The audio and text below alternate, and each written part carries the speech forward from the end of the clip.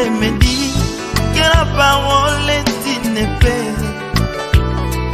Quand elle pénètre, elle partage la main et l'esprit. Attriste l'homme et produit la repentance. Et comme une épée, elle le fait aussi couler.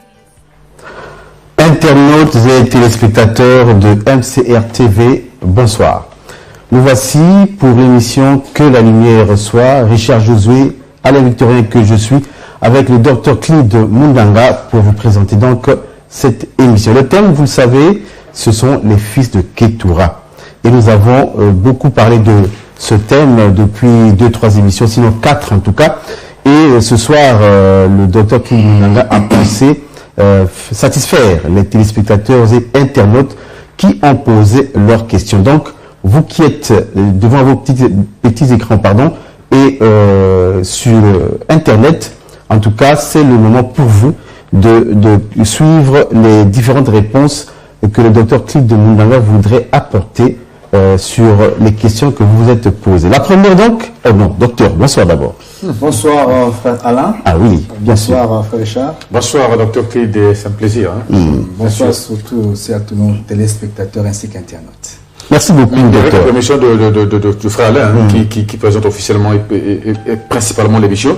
Et je crois que pour les besoins de calendrier, tenons compte justement du deadline tel qu'imparti à la conférence prévue pour les vendredis 24 et samedi 25 septembre 2021. Donc nous sommes aujourd'hui mardi en direct des antennes de MCR TV depuis maintenant au Congo-Brazzaville. Et je pense que l'enjeu serait que de justement de la thématique centrale de notre émission, celle sur laquelle nous sommes en train de tabler, donner l'occasion au docteur Clide justement de nous assurer quant aux tenants et aboutissants de la conférence qui approche à grands pas. Est-ce que, pour ainsi dire, est-ce que tout est prêt, docteur? Docteur, les minutes s'égrènent, le temps passe, nous sommes déjà prêts. En tout cas, de l'organisation dans tout son ensemble. L'organisation évolue très bien. Nous bénissons Dieu d'ailleurs de ce qu'il est en train de faire jusque-là. Il faut noter que la salle a déjà été calée. Demain, nous y serons en matinée pour les toutes dernières finitions, mise au point et consorts.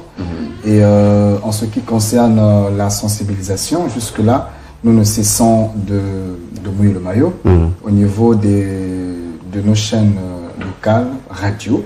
Le message radio, télévision, ainsi de suite, est saisi, la télévision est saisie, Internet est saisi, et sur le terrain aussi, je pense que les choses de la machine avancent. Et donc, nous voulons rappeler à tous ceux qui hésitent déjà de confirmer leur programme. Nous avons même une délégation de Brazza qui souhaite arriver rien que pour l'événement. C'est une très bonne chose, non? Très bonne chose. Très bonne chose. Donc, nous demandons à tous ceux qui manquent d'informations vraiment à ne pas manquer, parce que ce sera très très intéressant, surtout que le thème à développer sera un thème qui va recentrer dans son développement beaucoup de choses quant à l'enlèvement de l'Église.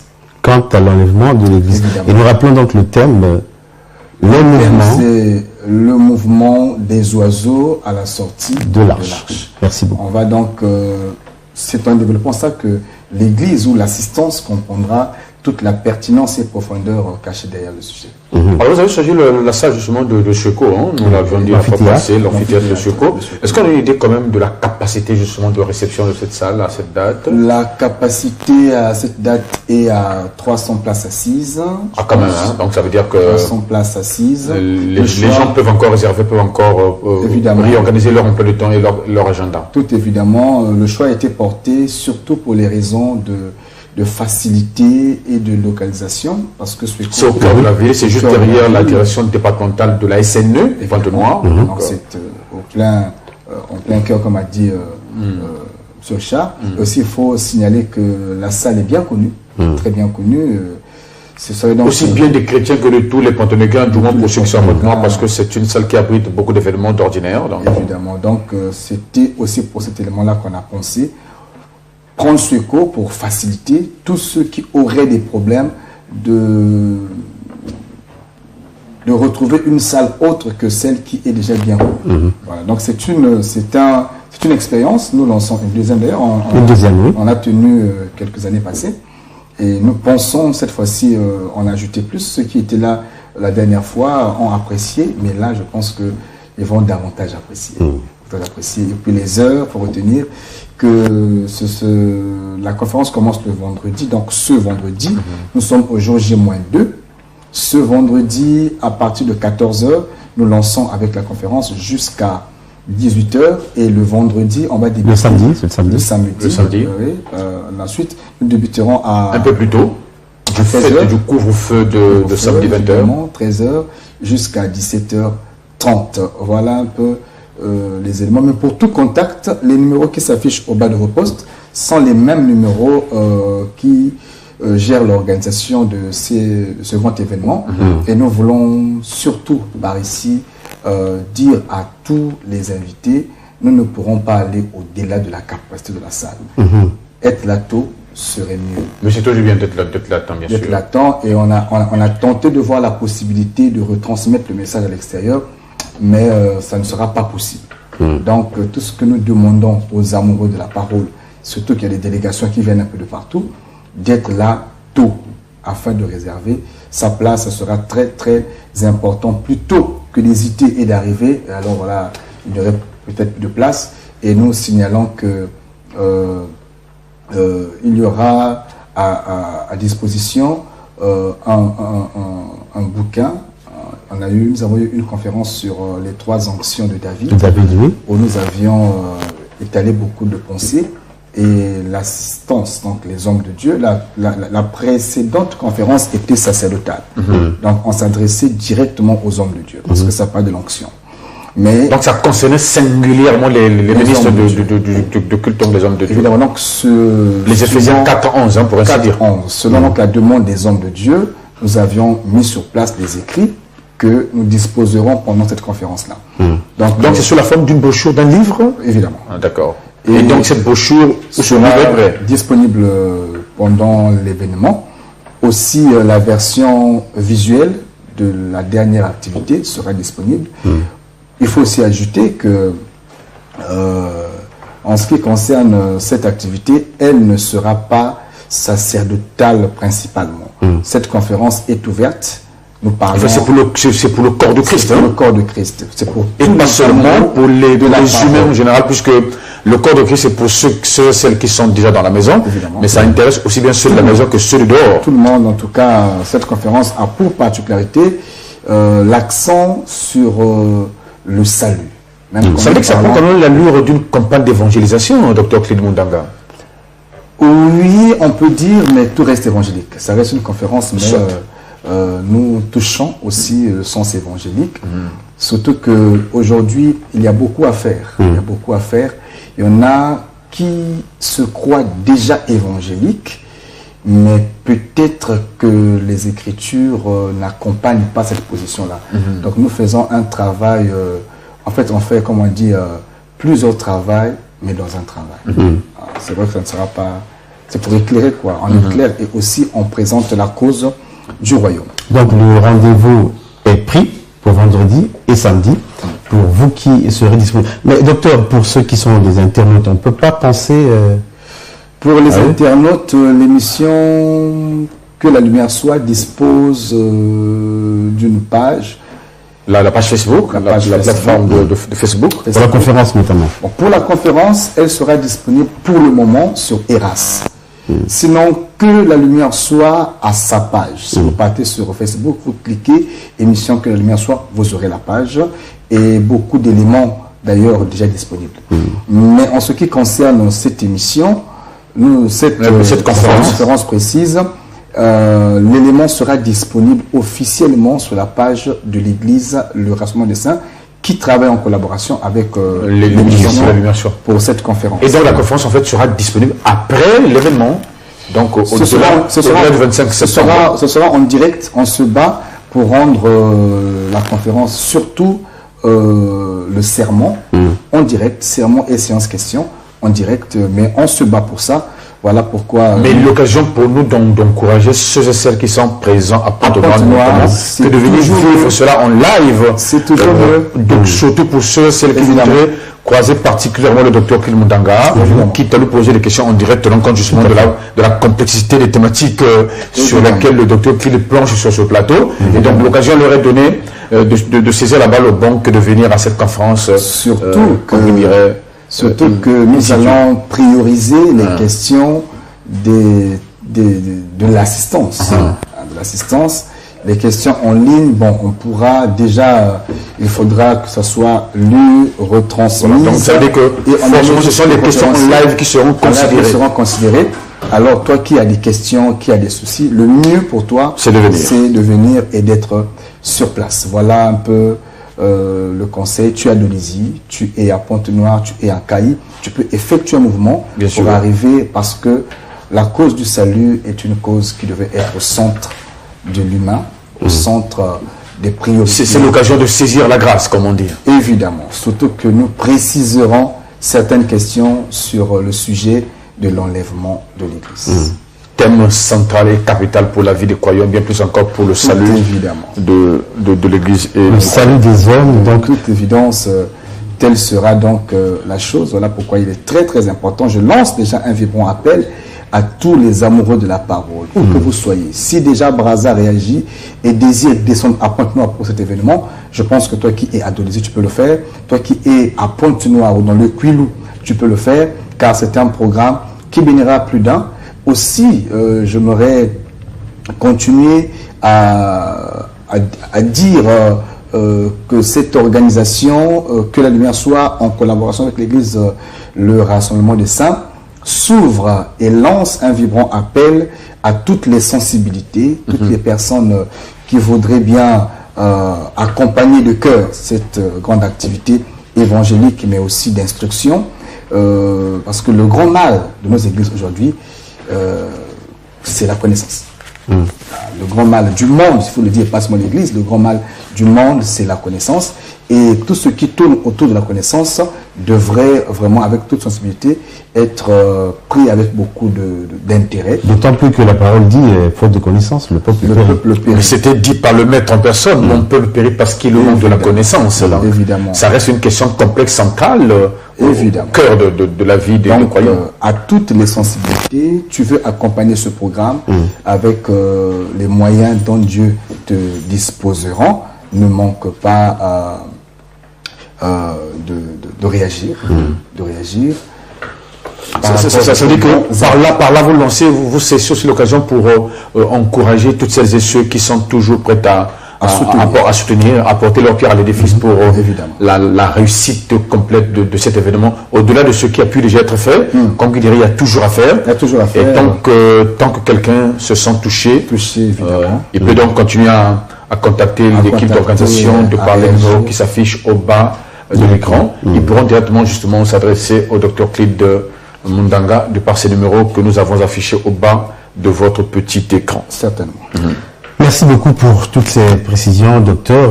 Nous pouvons donc plancher sur les différentes questions que nous avons reçues de la part aussi bien des téléspectateurs que des internautes. Alors, docteur, la première question, elle vient du frère Edmarc depuis Nkouikou à Pointe-Noire. Shalom, docteur de Dieu, ainsi qu'à ceux qui sont autour de vous. Merci. Concernant le sujet que vous avez abordé, disons qu'un évêque ou diacre célibataire n'existe pas. Pouvez-vous donc expliquer Matthieu 19, de 9 à 13? Je voudrais associer également la question du frère Michel Tamba, oui, qui va dans le même sens, il me semble. Bonsoir, que dites-vous, docteur, de Acte 6, 4, de la part du frère Michel, donc, Michel Tamba. Alors, quand je les questions sont en relève. Ah, il est sur le plus bon ça. Du plus bon ça. Donc, nous sommes là dans la bonne zone, très intéressant. Bon, il faut noter que la question du frère, dans Matthieu 19, c'est beaucoup plus lié, cette question, au diaconat ou à l'état, au statut des diacres. Je pense que c'est le verset 13 qui devrait nous intéresser, je pense. Mais on va lire, puisque la référence parle depuis le verset 9. Matthieu 19, hein. Matthieu 19. À partir du verset 9. Je suis à la page justement là. Donc, l'évangile selon Matthieu, chapitre 19, à partir du verset 9. Mais je vous dis que celui qui répunie sa femme, sauf pour infidélité, et qui en épouse une autre, commet un adultère, ses disciples dirent, si telle est la condition de l'homme à l'égard de la femme, il n'est pas avantageux de se marier. Il leur répondit, tous ne comprennent pas cette parole, mais seulement ceux à qui cela est donné. Car il y a des eunuques qui le sont dès le ventre de leur mère. Il y en a qui le sont devenus par les hommes. Et il y en a qui se sont rendus tels eux-mêmes à cause du royaume des cieux. Que celui qui peut comprendre, comprenne. Ok. Voilà. Vous voyez que la question du frère, je pense, lorsqu'il parle du célibat, du diaconat, je pense, c'est la question. Bon, il faut dire ceci. C'est le frère Edmarc. Le frère Edmarc, oui. Frère Edmarc, ce qu'il faut retenir, ce qu'on peut dire de Matthieu 19, c'est que l'Écriture dit d'abord, ça c'est sans contredit, que le diacre doit être marié et mari d'une seule femme, bien élever ses enfants et consorts. L'ancien aussi doit être mari d'une seule femme et bien éduquer ses enfants. Donc ce critère revient pour l'ancien et le diacre. Maintenant, quant à savoir les eunuques qui le sont devenus soit pour le Seigneur, soit pour eux-mêmes, il n'y a pas de problème. Tu peux devenir eunuque, mais tu serviras Dieu, mais pas au rang du diacre, pas au rang d'ancien. Hein, en fait, c'est toute la nuance. La parole de Dieu est très nuancée. La parole de Dieu est un message contextuel. Donc il y a des contextes. Pour les charges principales de diacre et d'ancien, il faut faire attention. La exige cette condition sociale. Sinon, des conditions. Évidemment. Maintenant, en ce qui concerne d'autres fonctions à l'Église, on n'a pas 10 mots. Donc tu peux être eunuque et être ministre de la parole. Il n'y a pas de problème. Voilà pourquoi nous disons qu'un homme de Dieu peut ne pas se marier. Un ministre de Dieu. Donc celui qui est appelé selon le Seigneur. Marié, ce n'est pas une faute. C'est juste triste aujourd'hui qu'on mette le mariage comme un critère ministériel. Comme une obligation de la charge pastorale. Qu'est-ce que nous constatons? On laisse des diacres célibataires, mais on veut que tout pasteur soit marié. Alors c'est l'inverse. Ça, c'est prêcher le monde dans l'Église. Il n'y a pas un verset comme ça. Dans la parole de Dieu, j'ai entendu dire quelque part, c'est un homme d'église, mais qui tenait, à mon sens, des propos profanes. Il disait qu'un homme de Dieu qui n'est pas marié n'est pas sérieux. J'ai eu mal au cœur, mais je me suis demandé, mais qu'est-ce qui ne va pas? Pourquoi prendre des propos du monde et pour prêcher la parole de Dieu?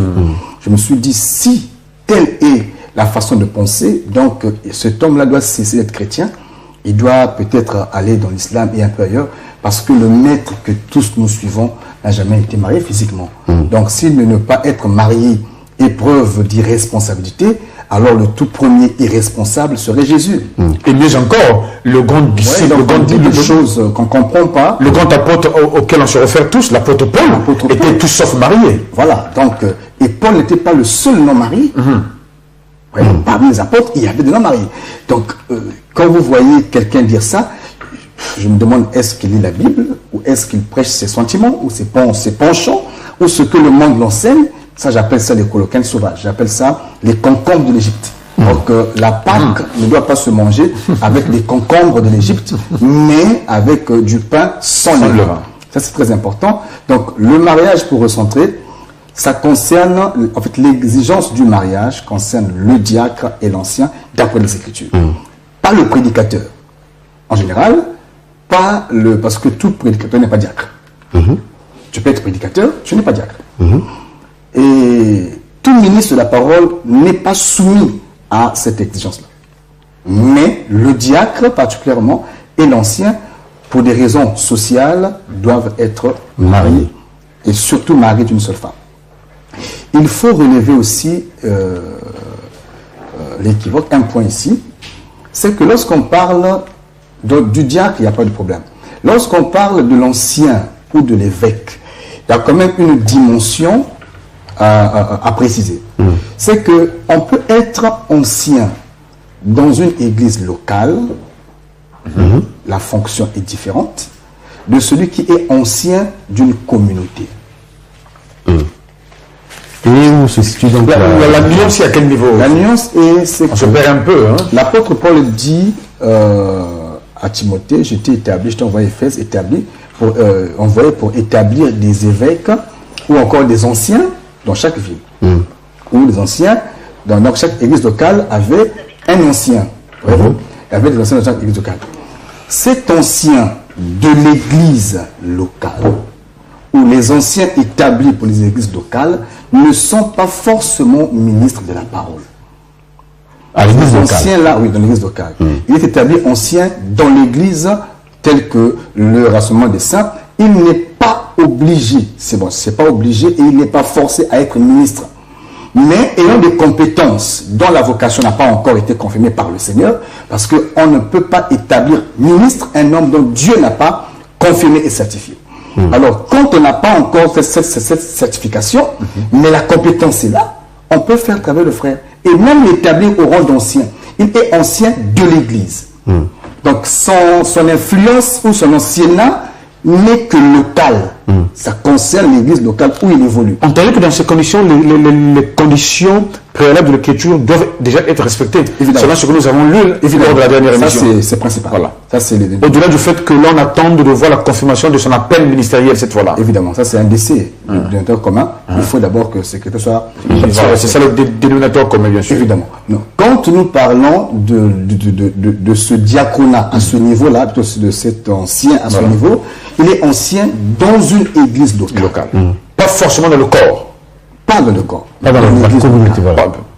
Donc, dans l'église de la base, par exemple, un frère avec les compétences peut être élevé au rang d'ancien. Il est ancien à la base. Il n'est pas ancien à Tchétché, il n'est pas ancien à Brazza, il n'est pas ancien au Congo. Il est ancien dans son église locale. En fait, si on comprend très bien, supposons qu'une mission évangélique a 2-3 représentations, voire 5, à Pointe-Noire, à Brazza, un peu ailleurs en France, par exemple. Évidemment. Si tu es ancien dans l'église locale, dans la même mission, au plan local de Pointe-Noire, notamment à la base, tu ne l'es pas forcément dans toutes les missions de cette communauté ou congrégation. Cet niveau de la responsabilité de l'ancien est local. Ce niveau-là est essentiellement local. C'est comme un diacre. C'est local. Ce n'est pas dans le corps, mais c'est local. C'est possible aussi que le visionnaire de la mission au plan mondial, par exemple, pour ceux des ministres de Dieu qui ont des missions mondiales, c'est possible qu'on élève un frère au rang d'ancien au plan... Non, la communauté. Ce serait intéressant pour nous de là, je vais arriver. Donc, le diacre est diacre dans une église locale. C'est une fonction locale. Diacre est ancien. Donc, le rassemblement des saints basé à la base. À la base. Voilà. Dans la dimension établie à la base de donc, la première dimension de l'ancien ou l'anciennat est local. Maintenant, ça évolue. Parce que l'ancien n'est pas ministre. Voilà pourquoi nous disons un ancien ne peut pas diriger un ministre de la parole. C'est pas possible. Parce que le ministère est au-dessus de l'ancien. C'est clair, ça coule de source en fait.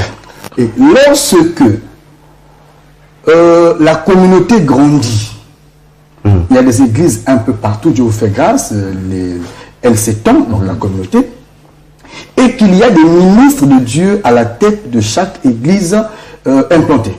Donc de chaque église locale cette fois. Évidemment. Pour les raisons d'ordre, de coordination et de surveillance, il faudrait qu'il y ait un aîné qui coordonne toute la communauté et qui coordonne tous les ministres établis. Là aussi, on aura donc besoin d'un ancien, mais pas au niveau de l'ancien local. Là, il devient un ancien dans toute la communauté. Pardon, mais une question. C'est ce que les Américains appellent, ou les anglophones, bishop. Et ils font la nuance. Évidemment. Et ils font la nuance entre le bishop et the overseer. Un overseer, c'est cet ancien qui exerce dans une parcelle bien définie, mais le bishop, il n'a pas, parce qu'un ancien c'est un surveillant, il ne surveille pas une église locale, mais il surveille les églises. Donc des églises locales. Et cela doit être ministre impérativement. C'est-à-dire que s'il n'est pas ministre... Ce coordonnateur ou coordinateur soit avant que ministre. Évidemment. L'ancien étant un surveillant et du peuple et de la doctrine, il surveille la conduite locale. première dimension. Mais lorsque l'Église a grandi, on aura besoin d'un surveillant sur la communauté. Et ce doit être donc ancien, mais ministre d'abord. Obligatoirement ministre. Parce qu'il doit conduire les ministres. C'est ce que Pierre a été à Jérusalem, ministre de la parole d'abord, pasteur de l'église de Jérusalem, mais il devient en vue comme un ancien parce que toutes les églises implantées à cette époque-là dépendaient de Jérusalem. Est-ce qu'on peut dire que l'apôtre Pierre était donc un bishop? Un bishop. On peut dire ça pour mieux comprendre. Voilà. Oui. Donc l'apôtre Pierre était un bishop. Parfois on critique, parfois on prêche le français. On ne prêche pas la parole, mais on prêche le français. Ah, d'accord. Dès que quelqu'un dit bishop, non, satanique, non. Bishop, ça devrait comme un ministère, quoi. C'est un problème de langue. En fait, c'est un problème de traduction. Si quelqu'un dit bishop, ou on dit que Pierre était bishop, il n'a pas péché. Il était un ancien sur une série de Il était un ancien sur une série de communautés. Ce qui n'est pas scripturel, c'est archibishop. Ah, ça, c'est pas écrit.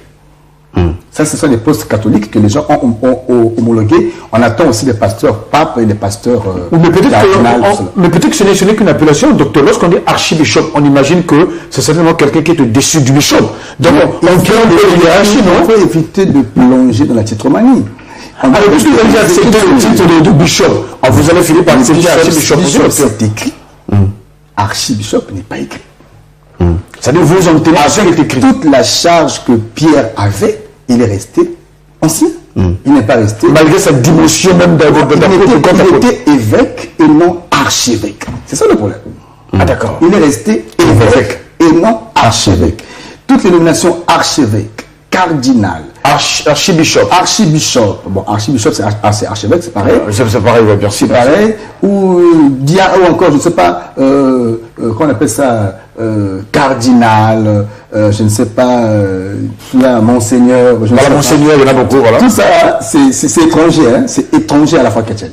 C'est extra-biblique. Donc nous ne voulons pas plonger là-bas et je pense qu'une église juste que qui se respecte ne devrait pas aller emprunter ce que nous avons tous critiqué hier. C'est très important parce que tous... Ça c'est essentiellement catholique, ce sont les catholiques qui ont créé ça pour leur organisation interne. Hein? Voilà, tous avant critiqué ça hier, n'y repartez pas. C'est important. Tous avant d'hier que lorsque un homme prie, il ne doit pas mettre un chapeau sur la tête. Et nous avons tous critiqué et tiré. Beaucoup d'églises sont nées par tant de ces critiques. Beaucoup. Voyez-vous. Mais quand je vois aujourd'hui ces mêmes églises, ces mêmes anciens même parfois, qui nous ont appris qu'on ne peut pas entrer dans une église avec un chapeau, qui jusqu'aujourd'hui tiennent Mordicus, le service d'ordre dans toutes les églises que je connais sur moi, quand un frère vient au culte avec un chapeau, on dirait au frère, ouais, parce que tu ne peux pas rentrer au culte avec un chapeau. Mais ce qui est triste, c'est que... Ce n'est déjà pas bien saillant. Hein. Ce qui est triste, c'est que nous avons des hommes de Dieu eux-mêmes avec des bouillies. Tu croyais à la sainte doctrine, tu fais un tour en Israël, tu reviens, tu deviens un rabbin. Tu deviens un rabbin. Mais convertis-toi. Tu peux encore te convertir au judaïsme, c'est possible. Va judaïser. Laisse-nous l'église. On le voit aujourd'hui avec des touches compliquées. Nous avons tous critiqué ça hier. Mais on n'a pas compris comment la séduction est entrée par un simple voyage, je ne sais pas, en Israël. Voilà quelqu'un qui était déjà baptisé, va se faire rebaptiser en Israël. Voyez-vous? Et il porte maintenant un bonnet, il a maintenant, je ne sais pas, un accoutrement là, et c'est tout ce que nous avons critiqué hier. Et j'exhorte aux frères de rendre la tâche facile à l'église, parce que ça embrouille un peu l'église, ça embrouille les enfants de Dieu. Soyez clairs, si vous voulez vous rattacher, vous pouvez toujours faire une pétition, écrire à l'église de Rome, peut-être qu'il peut vous insérer, parce qu'en Europe aussi, ces derniers temps, la foi de cette confession-là connaît un coup. Vous pourrez aller apporter un renouveau charismatique, c'est mieux. Et laisser l'église à ceux qui veulent suivre la parole de Dieu. Docteur Gilmoundanga, j'interrogeais les années passées un prêtre à ce propos qui disait non, mais les autres n'ont rien compris. Ce n'est pas tant que nous modifions la parole, c'est juste des ordres qui ont été établis pour simplement distinguer un tel d'un tel autre en fonction de l'enseignement, en fonction de la compétence, en fonction de la qualité, en fonction de l'excellence dans l'appel au ministère. Quiconque va plus loin et ne demeure pas dans cette doctrine, il n'a pas Dieu, il n'a pas le Fils, il n'a pas le Père. C'est ce qui est écrit. Simplement. Si le prêtre pense comme ça, je respecte sa pensée, sauf que d'après l'Écriture, il n'a pas Dieu. Simplement. Docteur, aujourd'hui, vous êtes docteur et 4 matins, apôtre. Je suis docteur aujourd'hui, 4 matins, apôtre. Enfin, on va dire, est-ce que c'est possible de devenir apôtre après? Et parfois, vous cumulez même les deux. Bon, ce cumul de ministères, je pense que c'est une erreur.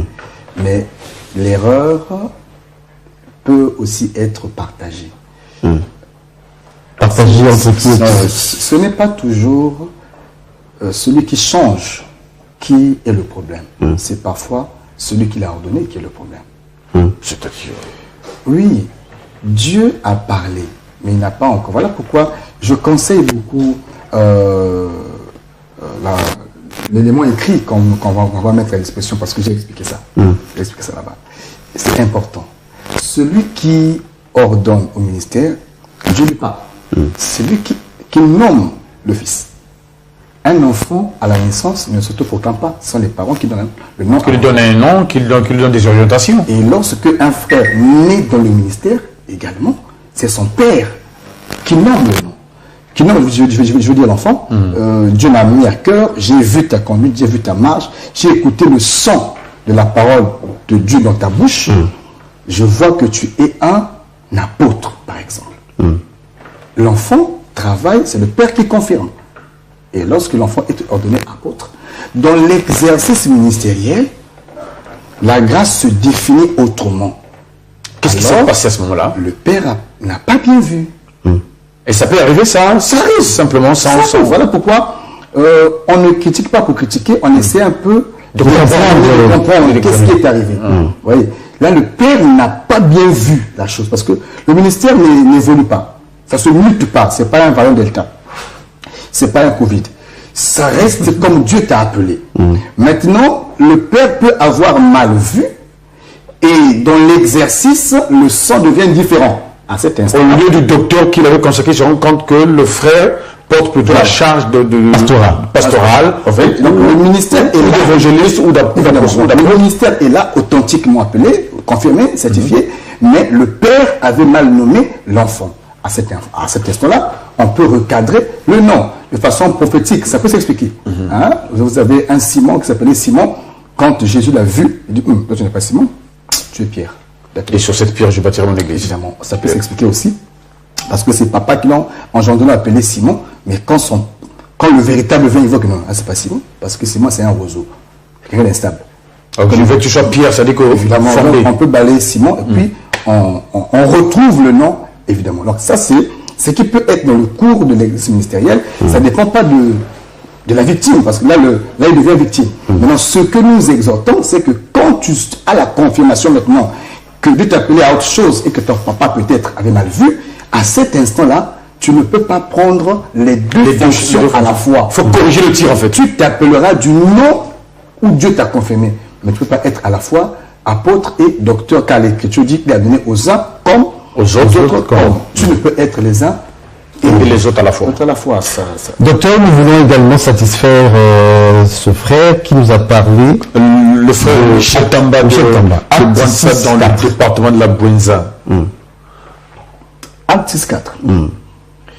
Acte 6.4, Acte 6.4. Je pense qu'il avait dû commencer depuis le verset 3, dans l'esprit du frère. Le diaconat. Bon, ceux qui lisent ça disent que les diacres de Acte, certains, que les diacres de Acte 6, là-bas, Paul n'a pas exigé, là-bas, les apôtres n'ont pas exigé le mariage. Donc, n'ont pas imposé les conditions. C'est juste. Donc, ils étaient libres. C'est juste une mauvaise lecture des choses. Ah bon? Dans Acte 4, l'Église est en train de naître. La doctrine n'est pas encore posée. Il ne faut pas lecture, il faut lire les Écritures. Il ne faut pas lire. Il faut lire en fait le cheminement. Évidemment. On ne prêche pas avec un verset. On prêche lorsqu'on a compris l'esprit. Et on prêche les Écritures. Donc il faut être dans la sphère de toutes les Écritures. Il n'y a pas de doctrine, il y a une seule doctrine. Acte 6, évidemment, jusqu'à cette étape de la marche d'Église, la doctrine n'est pas encore posée. Voilà pourquoi même pour établir certains, on faisait un tirage de sort. Depuis quand on ne faisait pas tirer le sort? C'est les erreurs, on ne fait pas ça. On ne fait pas ça. On ne peut pas s'asseoir, non, on fera un tirage de sort où on dit au peuple, choisissez. Quel est ce diacre aujourd'hui qui est choisi par le peuple? Parce que Pierre a dit, cherchez parmi ceux du peuple qui répondent à certains critères pour qu'on leur établisse ce diacre. Oui, certains critères. Il n'y avait pas ça, la doctrine. Mais au début de l'Église, il y a eu cette marche. C'est-à-dire que, est-ce qu'on peut dire qu'on tâtonnait quand même au départ, hein? Bon, le mot sera trop fort. Je suis obligé. Le mot sera trop fort, mais on parlera d'une marche. Ça a l'air, hein? On parlera d'une marche. Ça a tout l'air d'être un tâtonnement quand même, docteur. On parlera d'une marche parce qu'au début de l'Église, par exemple, je prends un exemple, tous ceux qui venaient offrir déposaient tout aux pieds des apôtres. Carrément. Aux pieds des apôtres. Mais c'est en marchant que l'Église a fini par se structurer. À l'époque, c'était juste, quand l'Église commence, il n'y a pas de diacre, on est ensemble, on est rassemblés. C'est quand ils sentaient le poids qu'au fur et à mesure que il fallait trouver des autres pour organiser l'activité. Mais jusqu'à ce temps-là, la doctrine n'est pas encore posée. C'est Paul qui vient poser la doctrine. C'est quand vient Paul, avec la grâce reçue, qu'il structure les choses. On peut dire que Paul est qu'il pose l'équilibre. Le père de l'organisation de l'Église chrétienne. Ah, Paul était l'architecte, hein, ça c'est pas... Comme il se définissait lui-même. Il n'y a pas de débat. Hein. Ça, il n'y a pas de débat. Si quelqu'un n'aime pas Paul, Dieu ne l'aime pas aussi. Ça, c'est clair. Vous signez ça. Mais c'est écrit. Si tu n'aimes pas Paul, Dieu ne t'aime pas. C'est la preuve que Dieu ne t'aime pas. Sinon, la preuve que Dieu ne t'aime pas. Parce que toi, pour aimer Paul, il faut que d'abord tu t'aimes. Il faut avoir l'amour de Dieu. Parce que parfois, il est dur. Et donc, une question encore. Bonsoir, docteur. Pour devenir ministre de la parole, faut-il d'abord passer par le diaconat et ainsi de suite? Bon, ce n'est pas comme ça. On devient ministre de Dieu par vocation, par appel. Il est vrai que le diacre d'aujourd'hui peut devenir le ministre de demain. Il n'est pas exclu qu'un diacre, qui est une fonction locale, devienne ministre. D'ailleurs, c'est parce qu'on avait eu des compétences qu'on a mis à part. Maintenant, Dieu peut confirmer ça. Il n'y a pas de problème. Comme était le cas de Philippe. Il était d'abord diacre, mais un peu plus tard, il sera évangéliste. Donc ça dépend de comment Dieu appelle la personne. Mais commencer par diacre pour en faire une succession de galons, ça c'est anti-biblique. C'est malheureusement le cas dans plusieurs de nos congrégations de nos jours. Nous voyons que pour devenir pasteur, il faut d'abord commencer par diacre, après diacre ancien, après ancien évangéliste, ainsi de suite. C'est comme une école, comme une formation théologique. Voilà, c'est triste, c'est pas biblique tout ça. Alors donc, pardon frère Alain, je saisis la balle au bon justement pour rebondir sur la problématique du diacre chrétien. Parce que dans la rue, beaucoup de monde dit, mais frère Josué, ok, on est d'accord avec ce que le docteur Click disait la fois passée, mais qu'en est-il du diacre chrétien, le célébrissime diacre chrétien? Qui c'est? Le diacre chrétien dans la Bible, du temps des apôtres. Étienne. Voilà. Quelle était sa condition? Il était diacre. Célibataire. Célibataire. Vous avez dit que le diacre ne peut pas l'être sans être marié. L'Écriture ne dit pas la condition sociale de Étienne. Donc ne disons pas qu'il soit marié ou non. Ne disons pas ça. Enfin, vous dites que personne ne sait quelle était la condition sociale du diacre chrétien. Que à la marche de l'Église, déjà, eux, ils sont établis comment? C'est le peuple qui leur propose. Vous voyez? Étienne aussi, c'est le peuple qui leur proposé? Mais Pierre l'a dit. Trouver des hommes qui ont été ça. Voyez-vous? Il fallait que le peuple valide aussi. Et il fallait des hommes en qui il reconnaissait des valeurs. Parce que le témoignage du peuple. D'abord, nous devons mettre la nuance dans la marche et le cheminement de l'Église. Il y a des choses que on pouvait trouver à Jérusalem qu'on ne trouve pas chez nous aujourd'hui. D'accord. Et pourquoi donc, docteur? Mais évidemment, l'Église marche. Celui qui m'écoute aujourd'hui, leur Église n'est pas la même qu'ils ont passé. L'Église marche. C'est comme le ministère grandit. Ça marche. Ça évolue. Bon, je veux dire ça évolue, mais ça grandit. Voyez-vous? Ou le ministre grandit. Le docteur qui prêche aujourd'hui n'a pas la même maîtrise que 10 ans passés. 5 ans passés. Si quelqu'un m'écoutait il y a 5 ans passés et qui m'écoute aujourd'hui, il va sentir qu'il y a plus de... Donc ça veut dire qu'il y a eu une croissance en fait. Évidemment. On est pour grandir.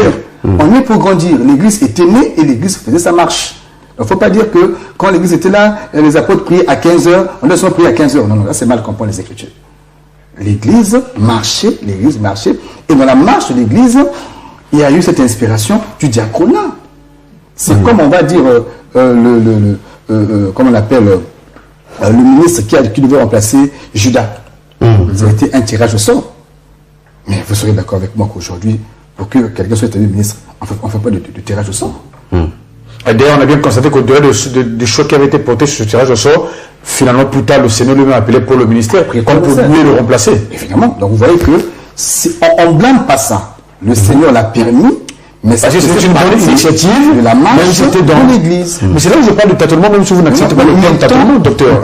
Nous mettons l'accent sur la doctrine. Elle est posée par le bien-aimé Paul. Et une fois que la doctrine est posée, on peut plus tenir compte de ce qui était non, Jacques avait fait ceci, Y, non. En fait, donc à partir de l'apôtre Paul, au début de l'Église, les apôtres ont prêché la circoncision physique. Et Paul leur a reproché plus tard. Physique. Disons que si tu n'es pas physiquement circoncis, tu n'es pas le seul. Ils ont prêché les viandes sacrifiées aux idoles. Pas mal, il y en a tant d'autres. Ah, c'était avant que Paul ne vienne corriger tout cela. Tant d'autres. C'est écrit. Mais dans l'Église marchait. Dans la marche de l'Église nourrissait. Et au fur et à mesure, Dieu donne à Paul la charge d'éclairer certains points.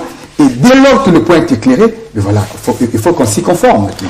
Dans la marche de l'Église, les apôtres, à un moment, se sont rendus compte qu'il y avait problème parce que lorsque le Seigneur, lui, il priait, il disait toujours « Père, Père, pardon, Père, dis, fais ceci, ainsi de suite ». Mais entre-temps, on se demande finalement, Jésus-Christ est-il Dieu? Et c'est la question que pose donc le frère Aymar qui est au CAN 4. Le CAN 8, pardon. Ça doit être du côté de Papa. Le frère Aymar s'interroge. Jésus-Christ lui-même Père, donc Dieu, ou bien simplement Fils, ou seulement Fils? Cette question est très importante. Elle est aussi à la base de plusieurs clivages dans notre foi, la foi que nous professons. Et elle a divisé plusieurs, et pourtant la Bible elle-même devrait parler. Nous devons comprendre une chose. La Bible n'est pas seulement un livre d'histoire. La Bible est un livre sacré et prophétique. Il faut en avoir l'esprit pour saisir la pensée derrière les Écritures. On va lire quelques textes. Il faut comprendre quand Jésus parle. Il faut vraiment comprendre ça. Disons, c'est un texte. On va lire 1 Jean chapitre 5, versets 20 à 21. 1 Jean. 1 Jean 5. Chapitre 5. 20 à 25. Voilà, nous y sommes.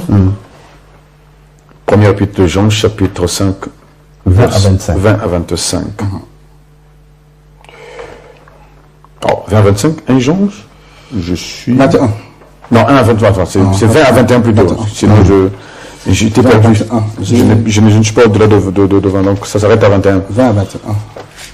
Nous savons aussi que le Fils de Dieu est venu et qu'il nous a donné l'intelligence pour connaître le véritable. Et nous sommes dans le véritable en son Fils, Jésus-Christ. Donc, le véritable, c'est qui? Jésus-Christ. On nous dit en son Fils, Jésus-Christ. Et au verset 21, on va plus loin, c'est lui, l'unique, donc pour Jésus-Christ, c'est lui qui est le Dieu véritable et la vie éternelle.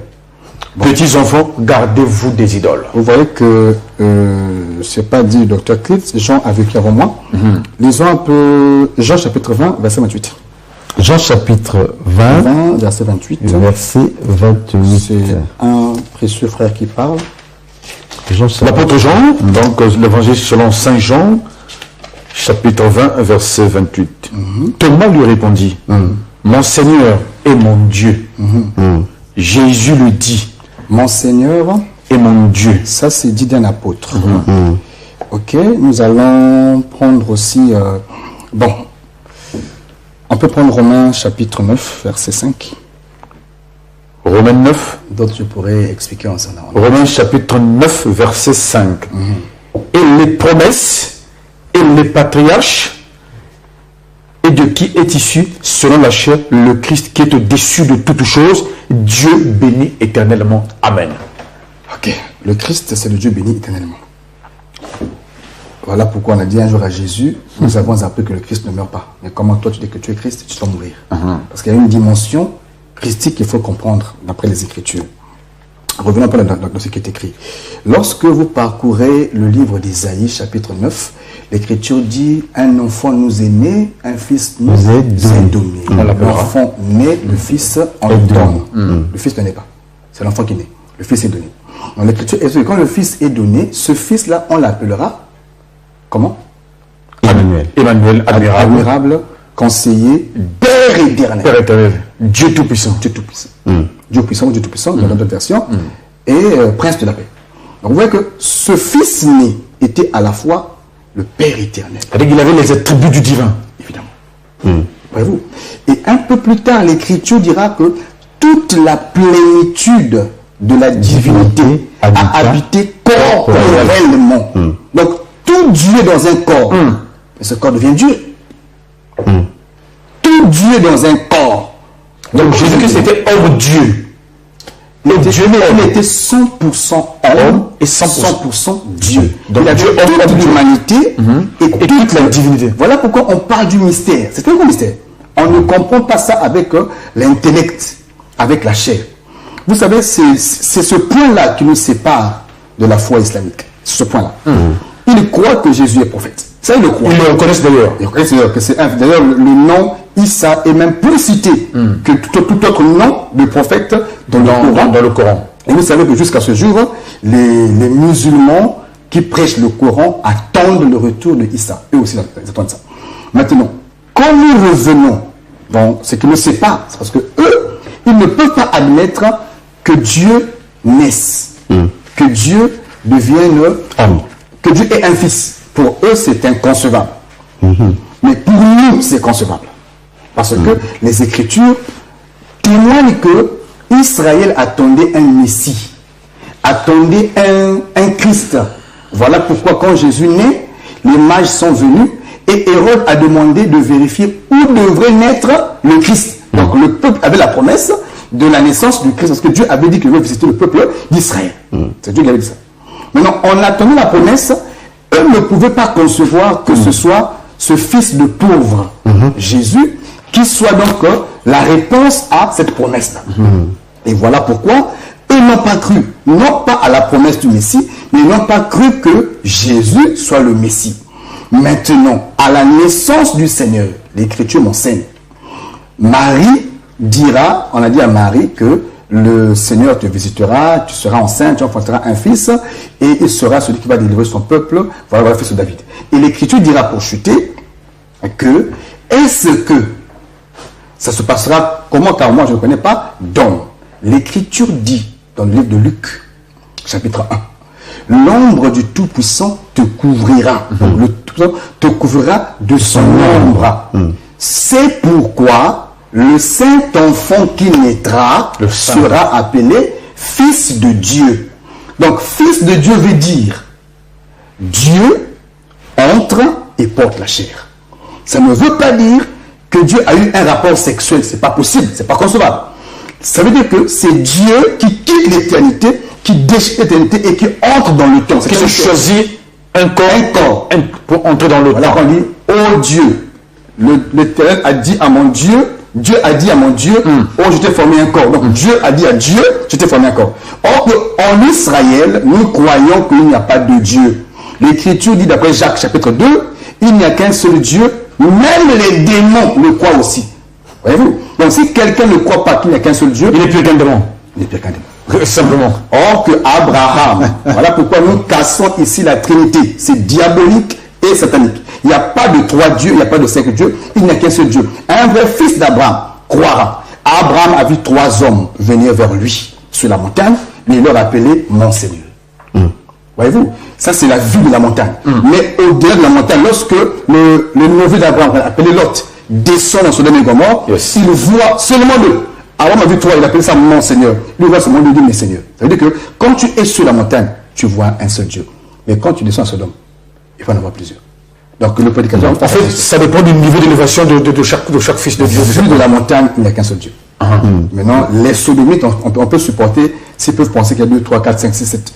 Mais voilà, pour bien chuter, on va donner l'occasion au docteur rapidement de repréciser en quelques secondes la problématique sur la conférence de 24-25, puisque nous ne pouvons pas ne pas revenir sur la conférence quoi que nous soyons à la fin de cette présente émission. Je sais que vos questions sont nombreuses, mais le rendez-vous est pris, non pas pour le mardi prochain, mais pour ce vendredi. Vendredi 24 et samedi 25 septembre. Donc ce vendredi, la conférence commence à Pointe-Noire, à l'amphithéâtre de Sueco, de 14h00 à 18h. Pour un serment, voilà, on va expliquer le mouvement des oiseaux à la sortie de l'arche. Je signale déjà qu'on ne peut pas en parler sans toucher l'enlèvement de l'Église. Un message central et capital pour les saints et pour tout homme. Yes. D'ailleurs, alors nous disons que le vendredi et le samedi, c'est un seul rendez-vous et les heures sont bien connues, 14h jusqu'à 14h pour le vendredi et 13h pour le samedi.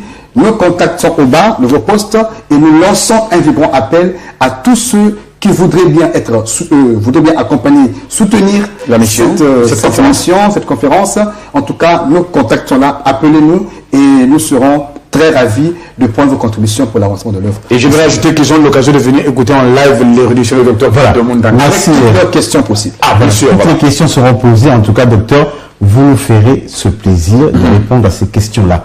Car ils attendent impatiemment de vous voir évoluer à Sueco. Nous confirmons qu'il n'y a qu'un seul Dieu. Que ceux qui ont des oreilles entendent ce que l'Esprit dit à l'Église pour Christ. Que ceux qui entendent, comprennent et pratiquent la parole de Dieu. À bon entendeur, shalom. Shalom.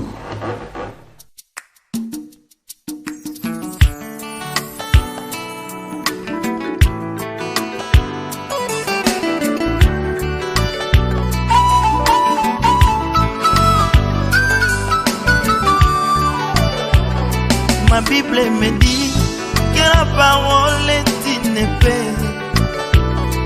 Quand elle pénètre, elle partage l'âme et l'esprit.